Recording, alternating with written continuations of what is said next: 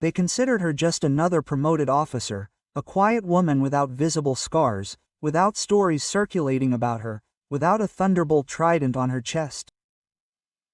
To them, she was a checklist, a command assignment, an easy target. So during the night shift, they beat her. Carefully, silently, out of the reach of the cameras. They loosened the bolts, pulled the safety locks, hit her hard enough to leave bruises, but not into the water. They thought that was the end, but they didn't know she'd been through worse, much worse. And not only did she survive, she learned how to end someone's career. Without ever raising her voice.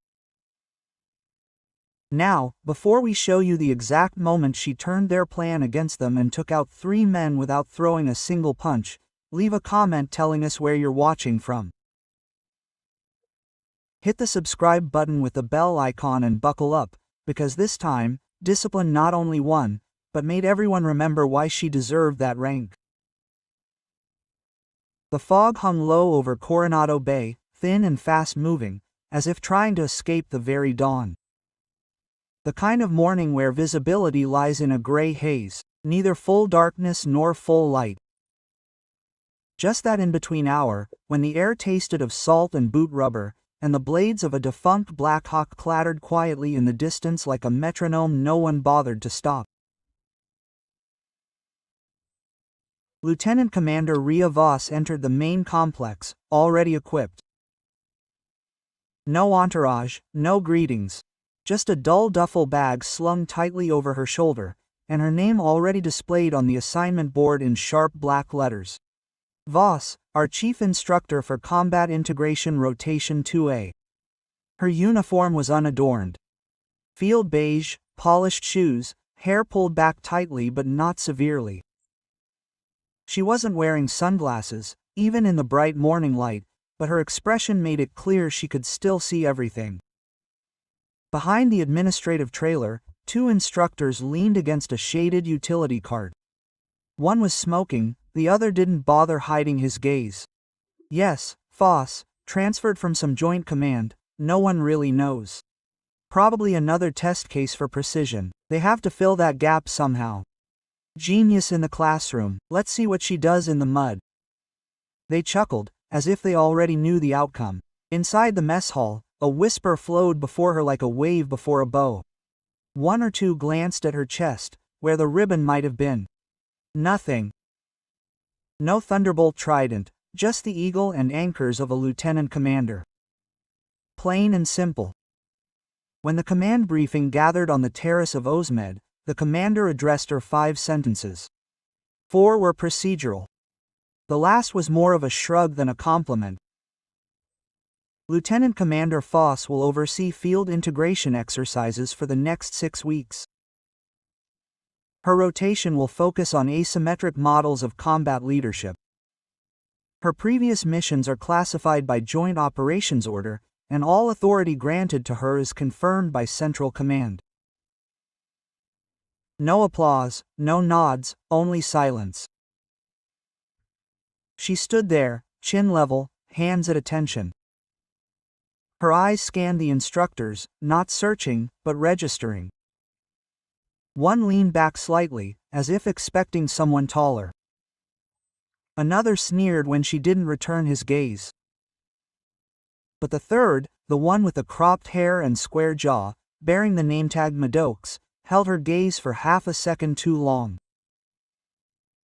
Curiosity, certainty, only the quiet calculation of a man trying to decide if he could break her. Rhea said nothing, didn't move, asked no questions, simply waited for the meeting to end.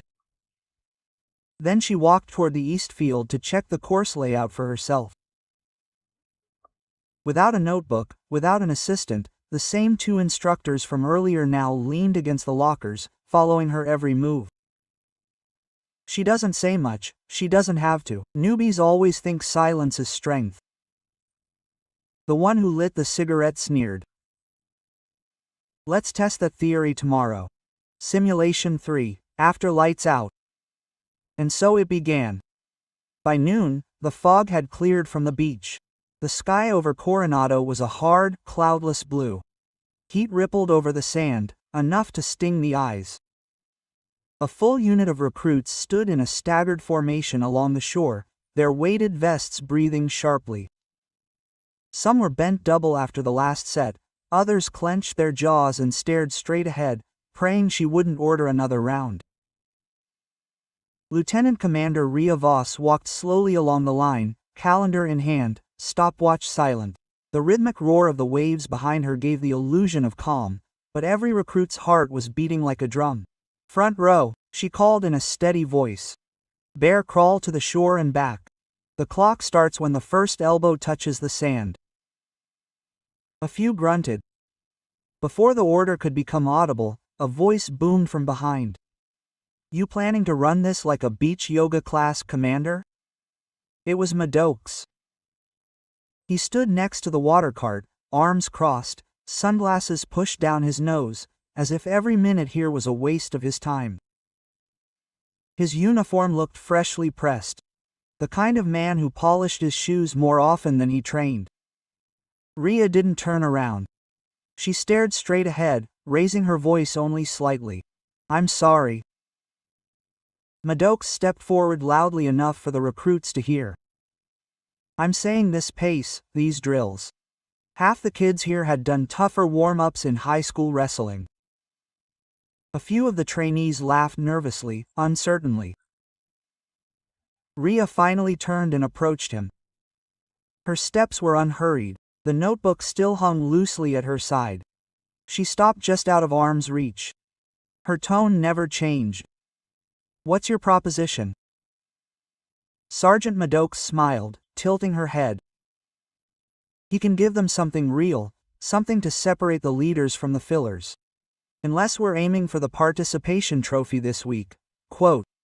No one breathed. Ria glanced at the line of recruits, then back at Maddox. "Sergeant Maddox," she said, "Erzesco, from now on, you're assigned to support. For the next 3 days, you'll be leading the coastal repetition for the road row. 10 laps, weighted backpacks. Every time someone falls, you come back and escort them." Quote. Maddox's smile vanished. "Not now. This is," she paused. "Unless you'd like to question my authority in front of the trainees during the operational rotation. Should I record your objection for the supervisory board?" The pause was surgical. He winked, adjusted his shoulders, then nodded firmly. No, the commander didn't thank him. She didn't even acknowledge the change. She simply turned back to the recruits. "First row, off." As they began to move, sand flew from under their boots and elbows. Maddox watched him pass. Not a muscle in her face moved. She hadn't raised her voice once, yet the entire formation was looking at her differently now. He muttered under his breath to the instructor next to him, "She thinks she's in charge now." Then, just before turning away, he added quietly, "Let's remind her this isn't a white-collar job." The other man nodded, barely perceptibly. That would have been enough to say that night. Then the lights in the instructor's readiness room flickered overhead. Cheap fluorescent bulbs, one always hummed softly above the weapons rack. Maddox leaned against the metal table, unpacking a granola bar as if he had all the time in the world. The TV in the corner played footage from the previous rotation, muted, just silhouettes in a heat map darting between obstacles. Lert sat across from him, feet propped on a crate. "Are you really doing this?" Maddox didn't look up. "Doing what?" Loud snorted. "Don't play dumb, I saw your face on the beach." Quote. Maddox took a mouthful, chewing slowly. "She humiliated me in front of 50 recruits. She followed protocol. She used it as a weapon." His eyes finally met Lert's. "You think she can ride in here with her classified briefcase, skip the mud, give orders like she's Moses on the mountain, and we just salute? She's the command, and we're the backbone. That means we don't let anyone get to the top without earning it." Quote. Silence fell here. One of those moments when none of the men needed to say the rest. Everyone in this room had been through the grinder. Broken bones, lack of sleep, psychological evaluations that would break grown men in 3 days. Yet this quiet, unflappable officer had slipped into the top job without a single visible scar. Maddox had seen this before. Officers who arrived clean, without mud on their boots, without blisters to tell a story, didn't last, crumbled under the first real test or were transferred before anyone could properly assess them.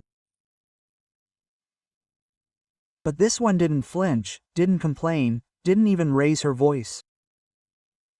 That made her either bulletproof or hiding something. Maddox didn't believe in bulletproof.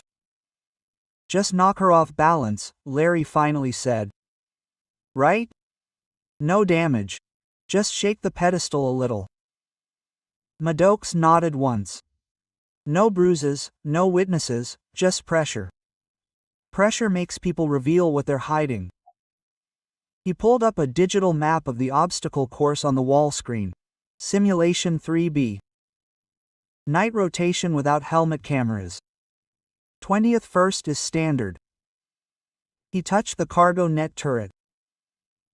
This equipment is still undergoing a soft inspection after a maintenance inspection.